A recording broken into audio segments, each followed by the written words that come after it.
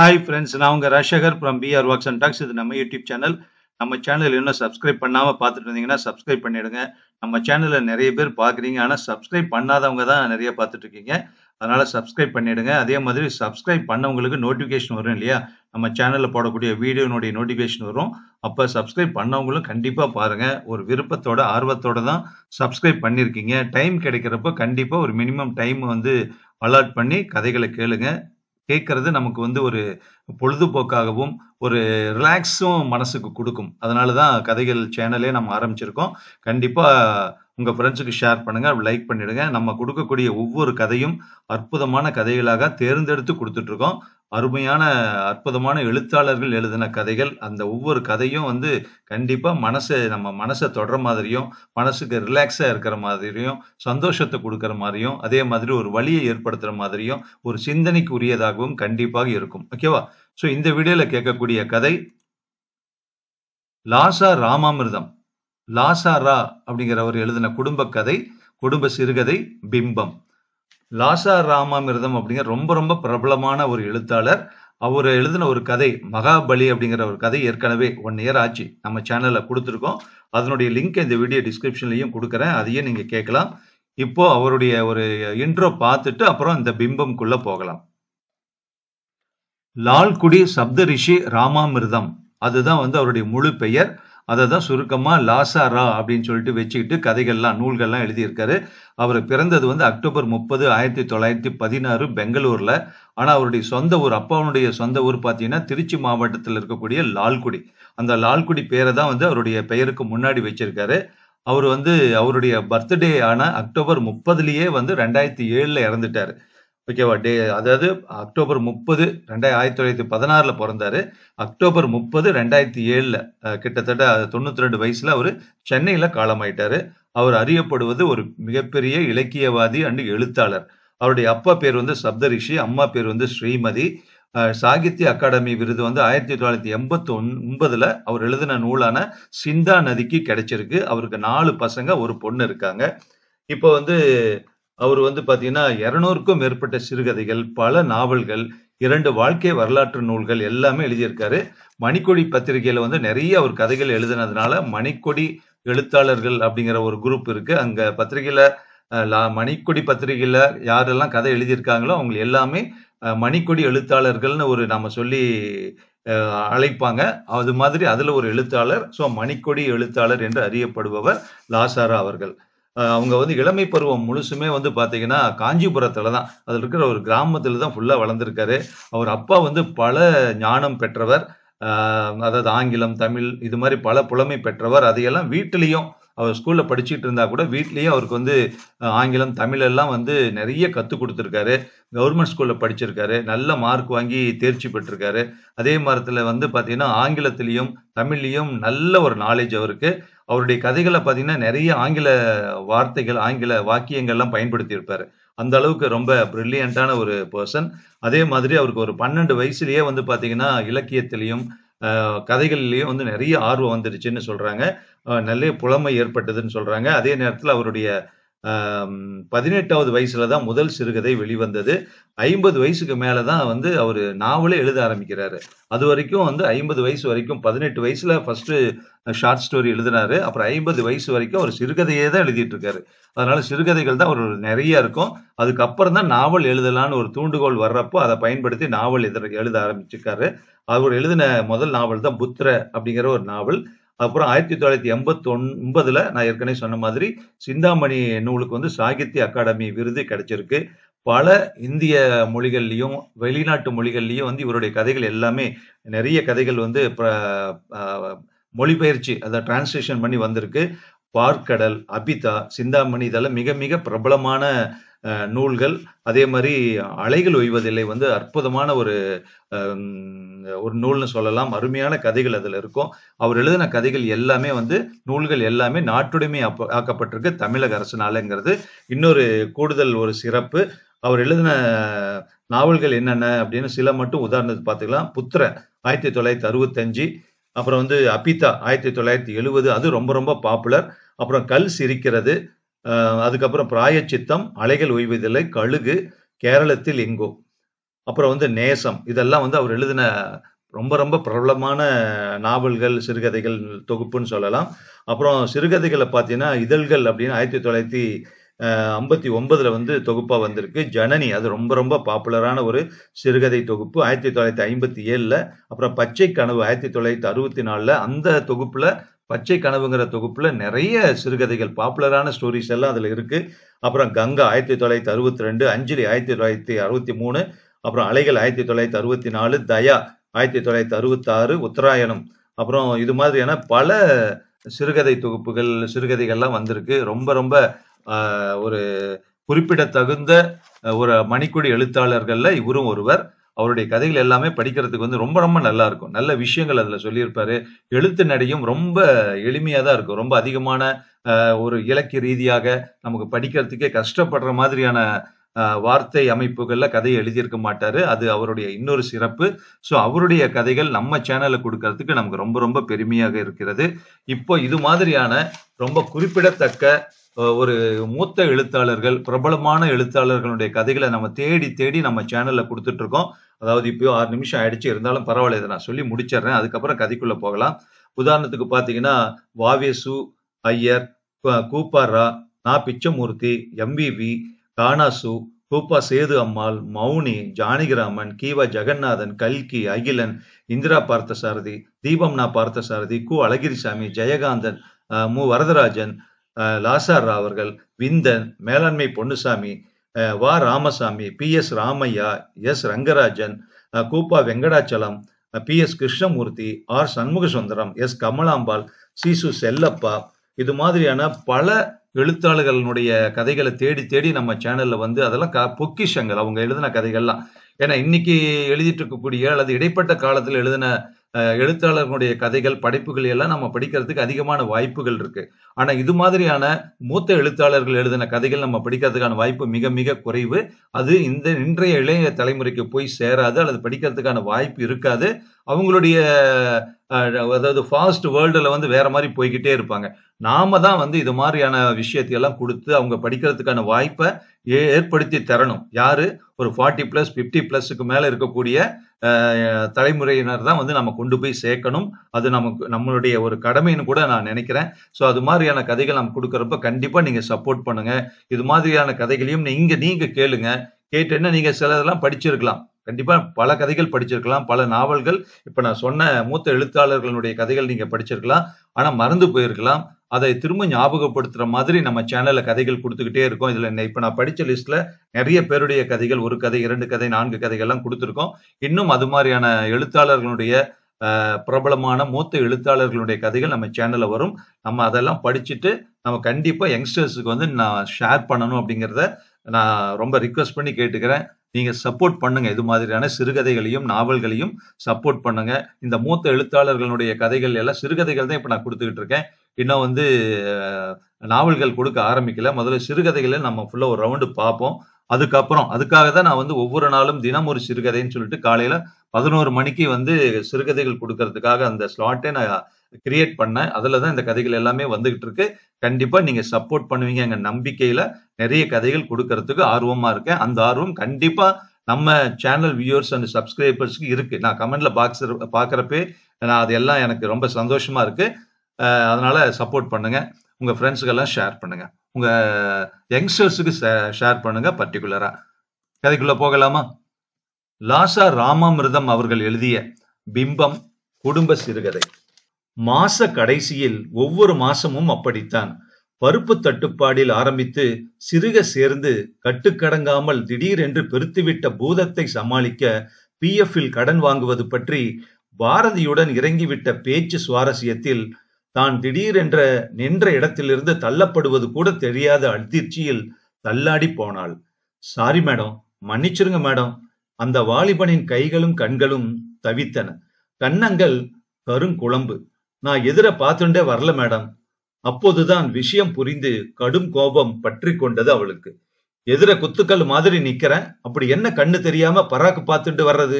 இது என்ன நிஜமா பராக்கு தானா இல்ல ஈவ் டீசிங்ல புது டெக்னிக்கா? இல்ல மேடம், நான் இந்த பக்கம் வந்து 25 வருஷத்துக்கு மேல ஆறுது. இங்க ஒரு கட்டிடத்தை தேடி வரேன். அதுல எதிரில வர்றவா நினைப்பே இல்லை எனக்கு. உன்னுடைய 25 வருஷத்துல கட்டடம் பறந்துருமா என்ன? இடிச்சு போட்டு புதுசு எழுப்பி இருப்பாங்க. ஆனா காணாம போற புதுமைய உன்னிடத்துல இருந்து தான் தெரிஞ்சுக்கிட்டேன் நான். அது ஸ்கூல் மேடம். நான் படிச்ச ஸ்கூல்.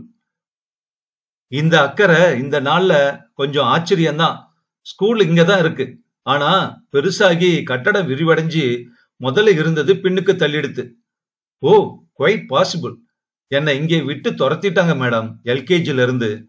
ஓ, அப்பவே உன்னோட நடத்தை இப்படி இருந்திருந்தா அதுல ஆச்சரியம் இல்ல. விளையும் பயிர் முளையிலே. எனக்கு கோபம் வராதம்மா. நான் இடிச்சது தப்புதானே. அங்க நான் தேடுற டீச்சர் இப்போ இருக்காங்களோ, ரிட்டையர் ஆயிருக்காங்களோ?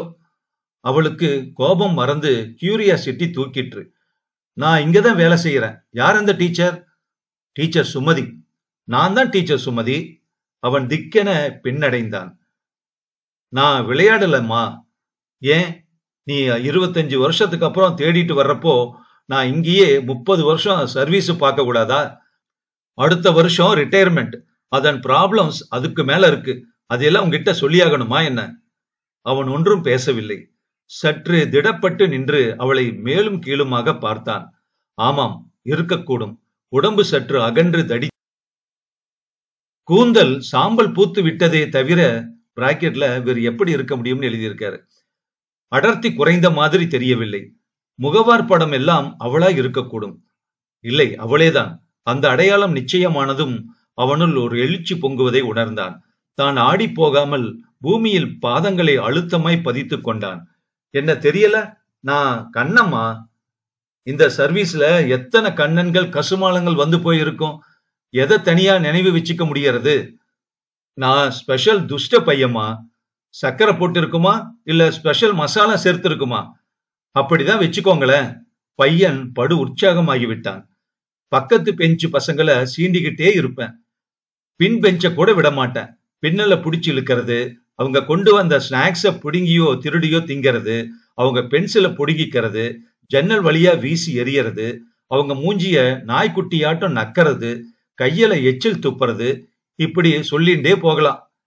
எந்த பையன் செய்யாத மிஸ்சீஃப் புதுசா நீ செஞ்சுட்ட? இதே வார்த்தைய அப்படியே பிட்டு வச்சாப்புலதான் என்னோட தாத்தா பிரின்சிபால் கிட்ட சொன்னார். அவர் சீட் எழுதி எங்களுக்கு அனுப்பிச்ச போது, அப்போ உங்களுக்கு சொல்லி அனுப்பிச்சு நீங்க வந்து அவர் பக்கத்துல உட்கார்ந்தீங்க. வானரங்க, வாள் இல்லாத வானரங்கள். இன்னமும் கிளாஸ் கூட மாத்தல எனக்கு. இன்னமும் எல்கேஜில தான் மாரடிச்சுன்னு இருக்கேன். இதுவே போரும்னு மேனேஜ்மெண்ட் தீர்மானிச்சிடுத்து. என் பொழப்பும் இப்படியே போயிடுது. அடுத்த வருஷத்துல இருந்து வேறு பொழப்ப தேடியாகணும். ச்சே, என்ன பொழப்போ. அவள் அவனை மறந்தாள். பாரதியை மறந்தாள். தன் பொறுமலில் எதிரே போவோர் வருவோர் அவளை பற்றி ஆச்சரியத்தில் பார்த்து கொண்டே போகும் அளவுக்கு அவள் சத்தமாக பேசுவதை உணர முடியவில்லை. அவன் அதை கண்டுகொள்ளாதது மாதிரி, என் தாத்தா இது வேற சொன்னாருங்க. இவன் ஜாதக ராசிப்படி இவன் அசாதாரணமானவன். ஒன்னு பெரிய பதவிக்கு போயிடுவான், இல்ல உலகம் மெச்சும் துறவி ஆயிடுவான். சுவாமி விவேகானந்தர் மாதிரி அதீதம்தான். மொத்தத்தில் உங்கள் பள்ளிக்கூடத்துக்கு பெருமையை தரப்போறான். இவனை நீங்கள் வெளியில் அனுப்பினால் பள்ளிக்கூடத்துக்குத்தான் நஷ்டம். நான் தம்பட்டம் அடிக்கல. எனக்கு ஆஸ்ட்ராலஜி கொஞ்சம் தெரியும். சயின்ஸாவே ஆராய்ஞ்சிருக்கேன். பிரின்சிபால் உங்கள் பக்கம் திரும்பி, சிஸ்டர், நீங்க என்ன சொல்றீங்க? நீங்கள் இல்லைங்க, இவனை சமாளிக்கிறது கஷ்டம். பேரண்ட்ஸ் கம்ப்ளைண்ட் பண்றது சமாளிக்க முடியல. I wish him all luck in his next school. அங்கே போய் சரியாக மாறலாம். இங்க நமக்கு அதிர்ஷ்டம் இல்ல. அதுதான் இப்போ தெரியுது. We have given him all chances. Principal உதட்டை பிதுக்கி கையை விரித்தார். நீங்களே கேக்குறீங்கல்ல, நாங்க இப்போ நடக்கிறத கவனிக்க வேண்டியிருக்கு.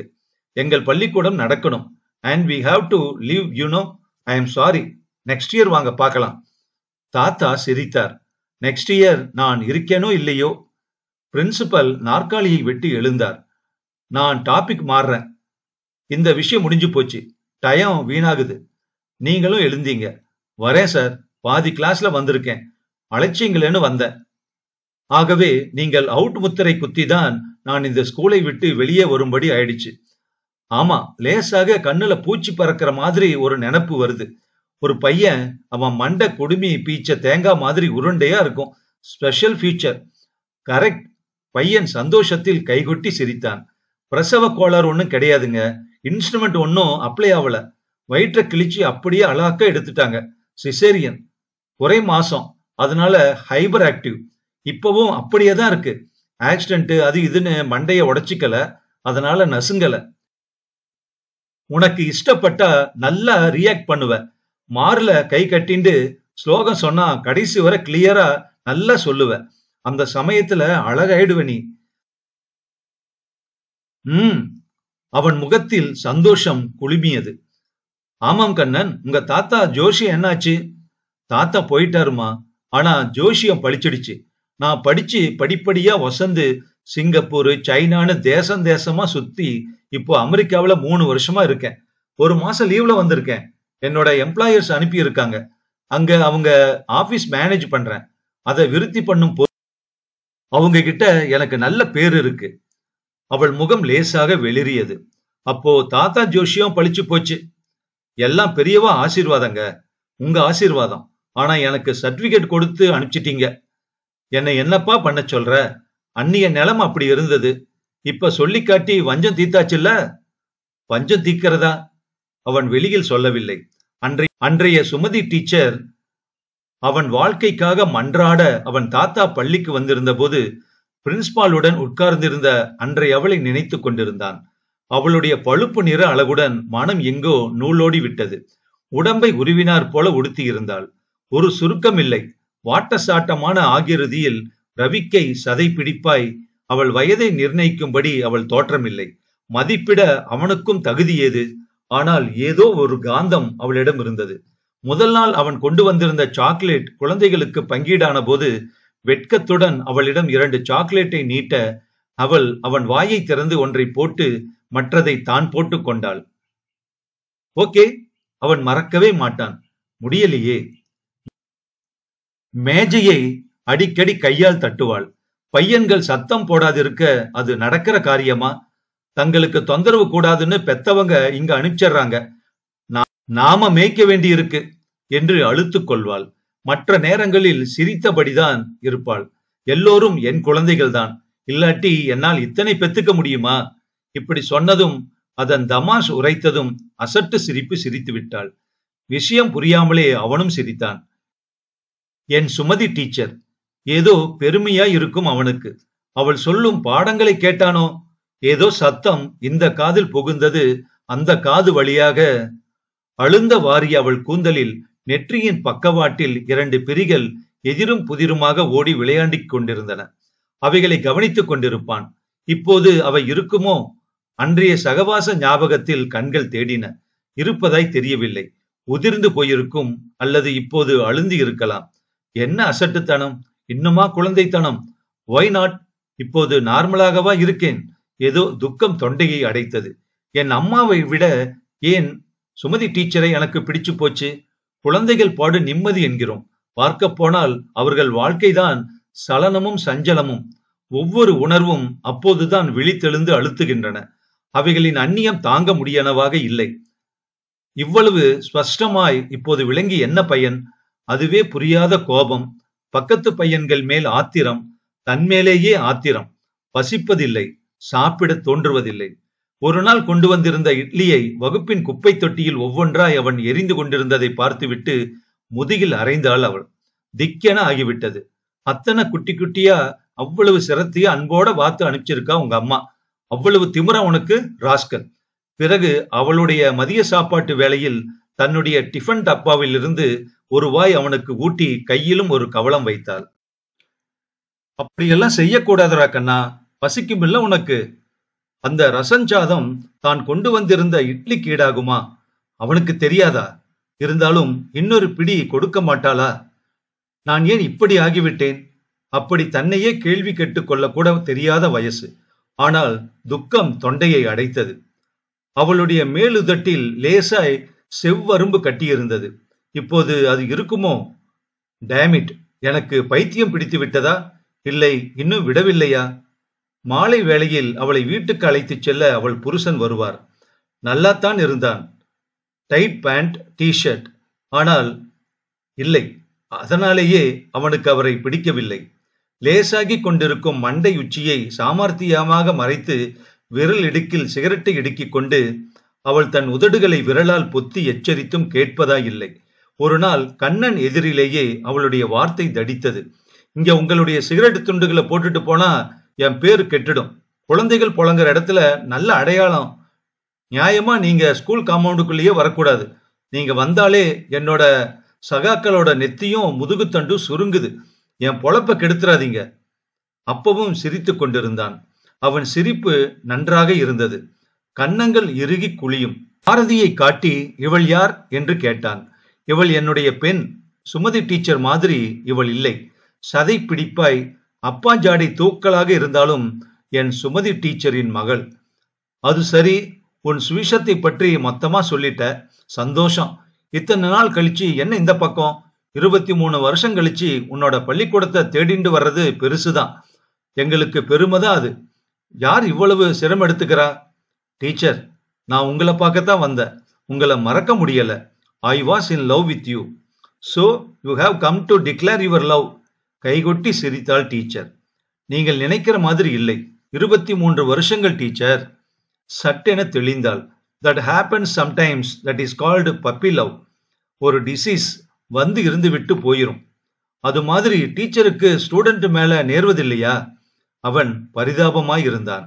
ஓ எஸ், எங்களுக்கு குழந்தைகள் மேல் நேர்வது சகஜம். இயற்கையிலேயே எங்களுக்கு தாய்மை உண்டே. உள்ளத்திலும் உடல் அமைப்பிலும் அப்படித்தானே இருக்கிறோம். நான் மனதில் அதை வைத்து கேட்டதில்லை. புரிகிறது. அப்போ அவள் கிருஷ்ண பிரேமி ஆகிவிடுகிறாள். ஏ ராதா கிருஷ்ணா என்று பரவசமானாள். ஆனால் புத்தகத்தில் படிக்கிறோமே ஒழிய அப்படி நிகழ்வது ரொம்ப அபூர்வம். பையன்கள் வகுப்பு மாறும்போது அல்லது பள்ளியையே விட்டு போகும்போது எல்லா முகங்களும் ஒரு முகமாகத்தான் தெரியும். முகங்கள் தான் மாறிக்கொண்டே இருக்கின்றனவே.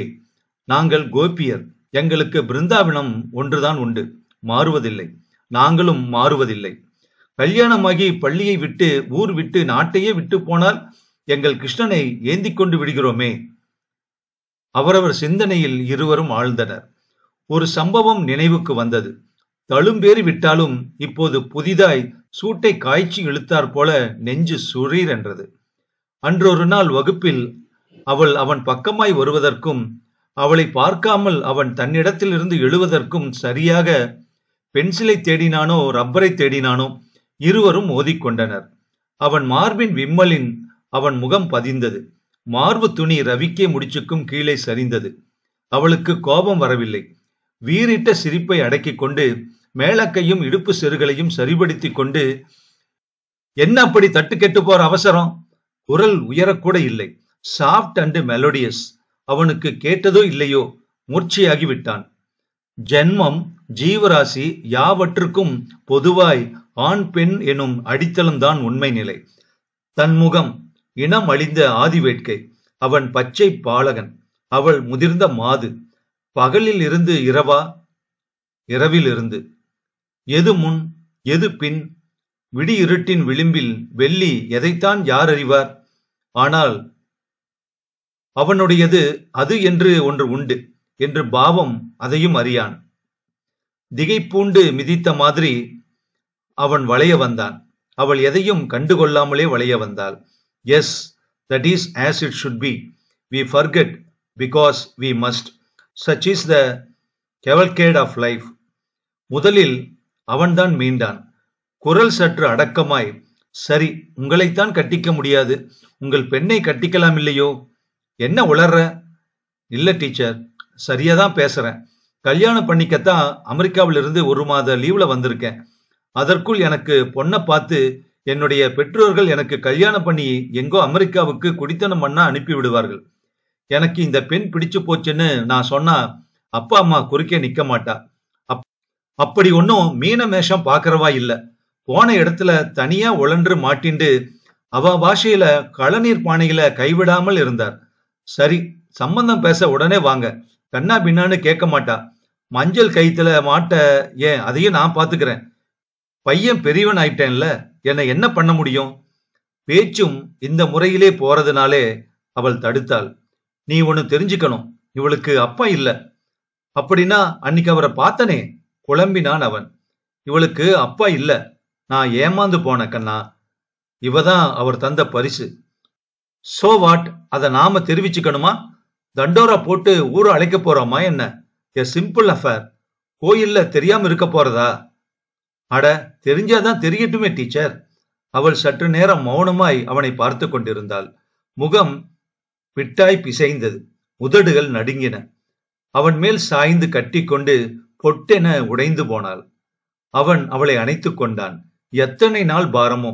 வேடிக்கை பார்ப்பவர் பார்த்து கொண்டு போகட்டும். சுமதியை தாண்டி அவன் பார்வை பாரதி மேல் தங்கிற்று. பாரதி சுமதியாக மாட்டாள். பரிகாரமாக கூட மாட்டாள். சுமதியே அவன் கண்ட சுமதியாக மாட்டாள். அந்த சுமதி அவன் நெஞ்சில் உண்டானவள். அங்கிருந்து நெஞ்சு கடலில் ஆழ்ந்து அதன் ஆழத்தில் புதைந்து போய்விட்டாள். இனிமேல் வரமாட்டாள். அழியவும் மாட்டாள். லாசாரா அவர்கள் எழுதிய பிம்பம் சிறுகதை முற்றும். எல்லாருக்குமே, ஸ்கூல் படிச்ச எல்லாருக்குமே கண்டிப்பா அவங்களுக்கு சொல்லிக் கொடுத்த ஒரு டீச்சர் மேல, ஒரு வாத்தியார் மேல கண்டிப்பா ஒரு பாசம், அன்பு இருக்கும். இந்த கதையில சொன்ன மாதிரி ஒரு பப்பி லவ் நமக்கு பிடிச்ச கண்டிப்பா ஒரு டீச்சர் ஒவ்வொருத்தருக்கும் இருப்பாங்க.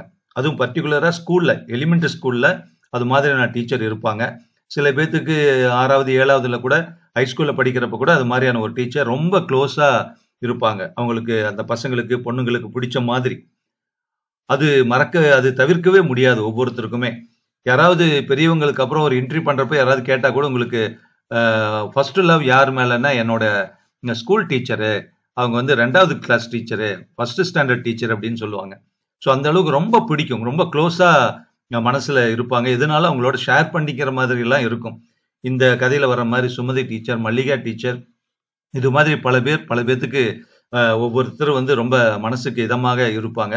அதை அடிப்படையா வச்சு இந்த கதை எழுதியிருக்காங்க. இறுதியில கடைசியா ஒரு நல்ல ஒரு ட்விஸ்டும் இருந்தது. ஏன்னா டீச்சர் வந்து அவங்களுக்கு வயசாயிடுச்சு. அவங்க மேல இருந்த ஒரு ஆசை, ஒரு அன்பு, பாசம் எல்லாமே இருந்தது. ஆனா அவங்க சூழல் பார்த்ததுக்கு அப்புறம் அவங்களோட எப்படி ஒரு கனெக்ஷன் நமக்கு இருக்கணும், அவங்க நமக்கு மனசுக்கு ரொம்ப க்ளோஸா இருந்தவங்க அப்படிங்கறனால உங்க பொண்ணை நான் கட்டிக்கிறேன் அப்படின்னு சொல்றப்ப அந்த டீச்சர் அப்படியே உடைஞ்சு போயிடுறாங்க. ஏன்னா அந்த அளவு கொஞ்சம் வறுமையிலயும் இருக்காங்க. அதே நேரத்துல அப்பா இல்ல, ஏமாத்திட்டு போனவரு. ஸோ இதெல்லாம் பார்க்கறப்ப அவங்க மனசு ரொம்ப உடைஞ்சு போயிடுது. இருந்தாலும் அவங்க அவனுடைய மனசுல ஆழத்துல இருப்பாங்க. ஆனா அவங்க மேல ஒரு பிரேமை, காதல் எல்லாமே அந்த டீச்சருடைய பொண்ணு பாரதி மேல வந்துருது. ஸோ நல்ல அருமையான ஒரு மனசுக்கு இதமான ஒரு கதையா பிம்பம் இருக்கு. கண்டிப்பா அந்த டீச்சருடைய பிம்பம் அந்த பையனுடைய மனசுல, அந்த இளைஞனுடைய மனசுல அடி ஆழத்துல இருக்கு. அது வெளி வராது. ஆனா அழியவும் அழியாதுன்னு அற்புதமான சில வார்த்தைகள்ல அழகா முடிச்சிருக்காங்க. இந்த கதை சம்பந்தப்பட்ட கருத்தை இந்த வீடியோ கமெண்ட் பாக்ஸ்ல சொல்லுங்க. முதலே சொன்ன மாதிரி இவருடைய நூல்கள் எல்லாமே வந்து தமிழக அரசினால நாட்டுடைமை ஆக்கப்பட்டிருக்கு. அதனால it comes under creative common license. நன்றி.